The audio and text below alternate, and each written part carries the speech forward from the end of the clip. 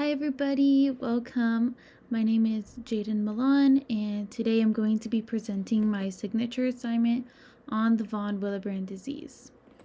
So let's go ahead and get started. So here for my first slide we have the anatomy, basically just the composition of blood, specifically the parts of the blood that have to do with the von Willebrand disease and why it occurs.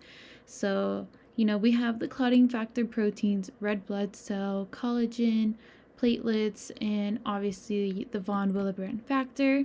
And to give just a little bit of insight, the von Willebrand factor is the factor in your blood that allows your blood to clot efficiently, and lack of this factor results in the von Willebrand disease, meaning that your blood isn't able to clot as efficiently as it should, therefore it results in excessive bleeding. So for our next slide we have physiology. Basically, why does this disease occur, how does it occur, and how is it transmitted, or who's gonna get it, sort of thing. So von Willebrand disease is a genetic disorder and it is caused by a mutated gene. So if this disease or any other type of bleeding disorder runs in your family, you are already likely or predisposed to develop something like von Willebrand. And also depending on, if one parent gives it to you or if both parents give it to you, will determine the type of von Willebrand disease you develop. So there are three types. There's type 1, type 2, type 3.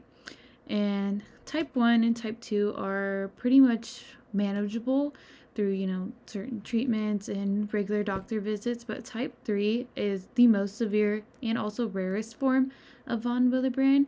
And that is where you have absolutely 0 to very little of the von Willebrand factor in your blood, resulting in just excessive continuous bleeding that is very, very hard to control and prevent. So on the left here we have like a family tree pedigree, and it just kind of shows the likelihood of someone developing this disease. So for example, we have mom who doesn't have the disease, and then we have dad who does, and 2 out of their 4 kids end up developing it. And then further down the line, Paul, who has the disease, ends up marrying Mary, who also has the disease, resulting in 3 of his 4 kids developing it. But one of them, specifically Peter, who's all blue, which determines he has the most severe type of von Willebrand disease, which would be type 3, meaning he has the most severe type, and he's going to have a lot harder time managing his disease. And then on the left, Sally marries Mike, who doesn't, and only 1 of their 3 children end up developing it. So that just kind of gives you a good insight on how it is, transmitted through the family and who's most likely to develop it based on who you marry and who has the genetic factor and who doesn't. And then on the right here, we have basically just a little diagram of how blood clots normally. So for example, you have a blood vessel or a cut on your arm, it breaks, you start bleeding, right away your platelets begin to try to bind at the site of the injury.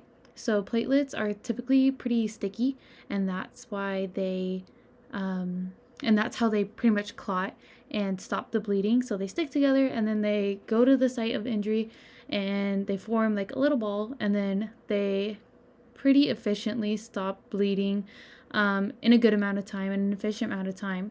However, with von Willebrand, the platelets aren't as sticky, therefore they don't stop bleeding as quickly. So then for pathophysiology, we have, on the left here, someone who is normal, who, like I said in the previous slide, clots pretty efficiently.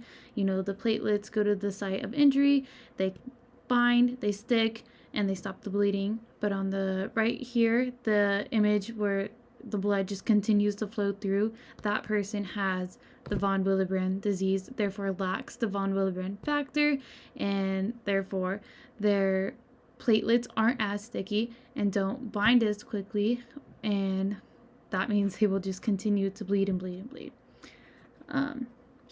And then on the right here, I have just like a little image of how the von Willebrand factors works, and then it has the platelet bindings, the collagen binding domains. And for somebody with this disease, they are most likely to develop iron deficiency due to excessive bleeding. Some other symptoms people might experience is easy bruising. They might have, heavy nosebleeds, heavy menstruations. They might experience some blood in their urine or their stool. And they might have a lot of gum bleeding, especially after, like dental surgery, or if they are flossing and they go too deep, they might bleed excessively from the gums then. But that is just a little bit of insight of some symptoms to expect with von Willebrand disease. So for diagnosis and treatment, when in the hospital, they're going to want to do a CBC count, which is basically just a count of all your blood cells, your white blood cells, your red blood cells. They're going to want to look for any inconsistencies to determine the disease. For the platelet aggression test, that test is basically just to see how efficient efficient your platelets are and how sticky they are, basically like how well they clot. For the APTT test, that one is a test on how long it takes your blood to stop bleeding and how long it takes to clot. So obviously somebody with von Willebrand or other type of bleeding factors such as like hemophilia, they're going to take a lot longer than the average person. And then, like I said, there are 3 types of the von Willebrand: type 1, type 2, type 3. And through these tests, they will determine which type you have. And then for treatment, that includes desmopressin, which is a medication that helps clot blood. They're going to also want to treat you with von Willebrand factor. So I actually put an image of this here, and it's kind of like a shot, and they can actually administer von Willebrand into the blood for those who lack the factor. So continuous administrations of this can help the body get up to a decent amount of von Willebrand so their bleeding isn't as severe. So it is pretty manageable with, like I said, type 1 and type 2. But with type 3, it's a lot harder for them to hold this factor into their blood. And then they also would do antifibrolytics, was another medication to help clot blood, and then birth control pills. That may sound a little weird, but birth control pills, if you kind of put it into perspective, women will typically have periods or menstruate a lot longer than normal. So they'll know fairly early or fairly soon that they have this disease because, women experience periods every month, and their periods are going to be extra long, or they're going to bleed a lot more than the average women. So for birth control pills, that will actually help stop the bleeding. That will help actually stop a period completely or minimize it. And then for demographics, we have like a little chart here that kind of shows you where in the world and what countries that von Willebrand is most prevalent in.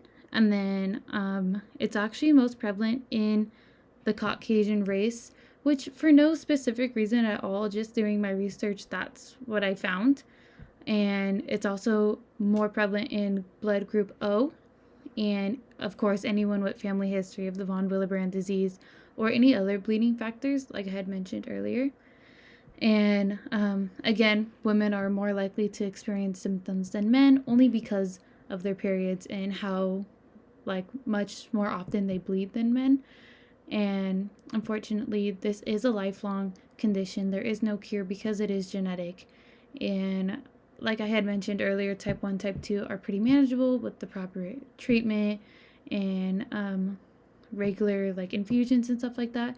But type 3 is at much higher risk for traumatic injury and will typically have a harder life managing this disease because it is so hard to get their bleeding to stop, more so than type 1 and 2.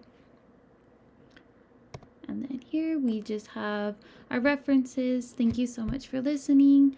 I hope you enjoyed. Thank you.